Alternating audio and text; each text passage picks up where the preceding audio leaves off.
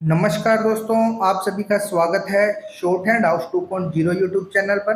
दोस्तों, यह डिक्टेशन 100 शब्द प्रति मिनट की गति से संपादकीय मैटर पर आधारित है, जिसकी आउटलाइन का लिंक आपको वीडियो के डिस्क्रिप्शन में मिल जाएगा, जहां से आप इसकी आउटलाइन प्राप्त कर सकते हैं। इसी तरह के डिक्टेशंस प्राप्त करने के लिए आप हमारे चैनल को सब्सक्राइब करें तथा वीडियोज को लाइक एवं शेयर करें। डिक्टेशन स्टार्ट होगी 5 सेकेंड बाद।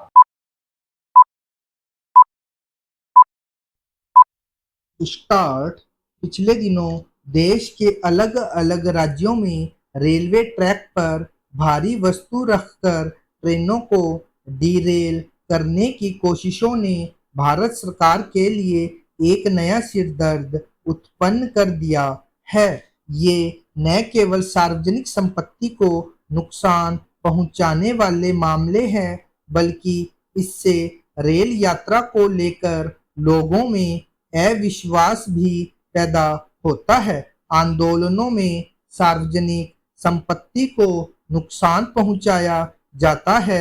देश की सार्वजनिक संपत्तियों को नुकसान पहुंचाना देशद्रोह की घटना से कम नहीं है।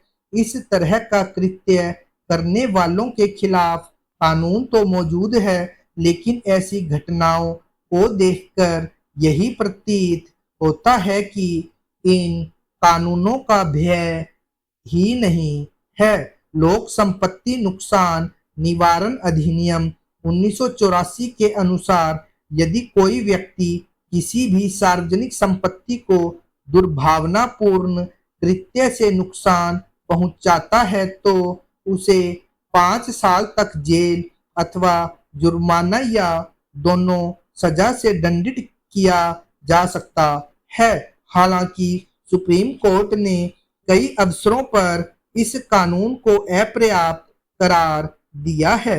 अपने दिशा निर्देशों के माध्यम से इस अंतराल को भरने का प्रयास किया है।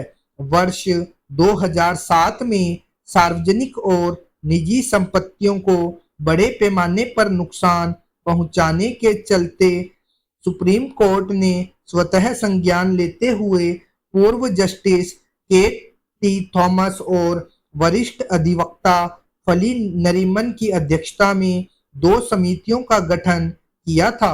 वर्ष 2009 में एक मामले में सुप्रीम कोर्ट ने इन्हीं दोनों समितियों की सिफारिशों के आधार पर दिशा निर्देश दिए थे।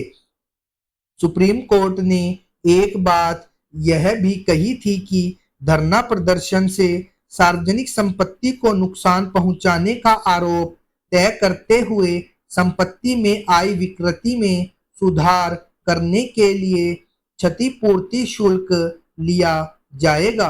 हालांकि पिछले वर्ष केंद्रीय गृह मंत्री अमित शाह ने संसद में भारतीय न्याय संहिता विधेयक 2023 के अपडेटेड वर्जन में आतंकवाद से निपटने वाली धारा 113 में संशोधन किया था। आतंकी कृत्यों में देश की आर्थिक सुरक्षा और मौद्रिक स्थिति पर हमले भी शामिल किए गए हैं। सरकारी संपत्तियों को नुकसान पहुंचाने को लेकर सुप्रीम कोर्ट भी सख्ती दिखा चुका है। नागरिक संशोधन एक्ट सीएए के खिलाफ देश में कई विरोध प्रदर्शनों के दौरान सरकारी संपत्ति को नुकसान पहुंचाया गया था।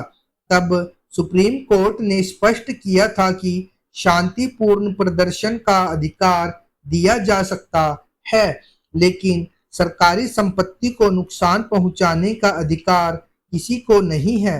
वैसे इसी साल फरवरी में देश के विधि आयोग ने भी अपनी एक रिपोर्ट में यह सिफारिश की थी कि सार्वजनिक संपत्ति को नुकसान पहुंचाने वालों को तभी जमानत दी जाए जब उनसे नुकसान के बराबर की धनराशि वसूल ली गई हो। विधि आयोग ने यह भी कहा था कि विरोध प्रदर्शनों, सार्वजनिक स्थलों और सड़कों पर लंबे समय तक अवरोध पैदा करने वालों के खिलाफ भी एक कानून बनाने की आवश्यकता है। विधि आयोग ने यह माना गया था कि prevention of damage to public property act में संबंधित अपराध मामलों में दोष सिद्ध को सजा का डर अपराधियों को सरकारी संपत्तियों को नुकसान पहुंचाने से रोकने में कारगर साबित नहीं हो पा रहा है। विधि आयोग ने ऐसे मुद्दों से निपटने के लिए एक अलग कानून बनाने की राय भी व्यक्त की। यह भी कहा कि भारतीय न्याय संहिता के मौजूदा प्रावधानों में आवश्यक संशोधन भी किया जा सकता है। सरकार ने भले ही कानून को पहले से थोड़ा सख्त किया है, लेकिन अभी और सख्ती की गुंजाइश दिखती है। कानून के तहत सख्ती का एक उदाहरण बैंकिंग प्रणाली में देखा जा सकता है। जब देश में कहीं भी किसी व्यक्ति को लोन देना होता है तो बैंक उसका सिबिल स्कोर देखते हैं। यदि सिबिल स्कोर खराब होता है तो उस व्यक्ति को कोई भी फाइनेंशियल ऑर्गेनाइजेशन लोन नहीं देता है। देश की सार्वजनिक संपत्तियों को नुकसान पहुंचाने वालों पर ऐसी ही दंडात्मक कार्यवाही की आवश्यकता है।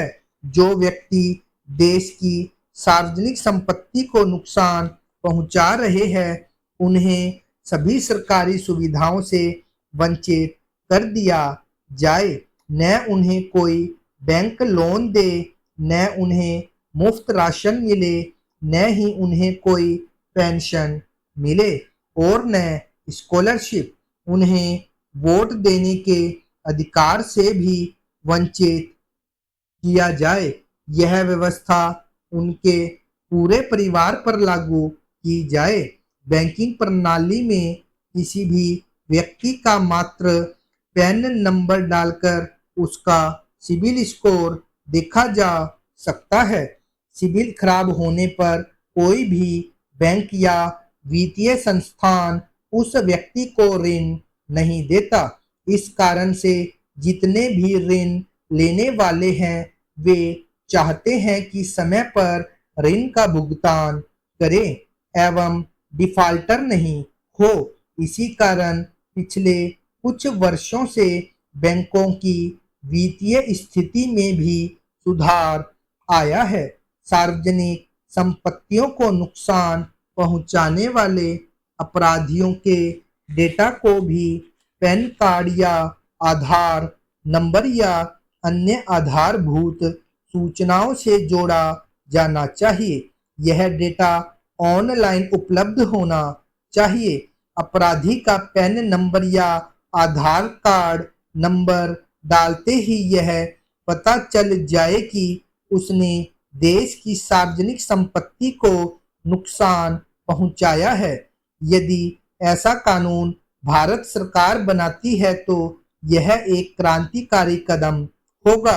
अभी कुछ दिनों की सजा और जुर्माने से अपराधी खास भयभीत नहीं है। जब परिवार सहित सभी सरकारी सहायता एवं सुविधाओं से वंचित कर दिए जाएंगे, तब वे सरकारी संपत्तियों के नुकसान के बारे में कभी सोचेंगे भी नहीं।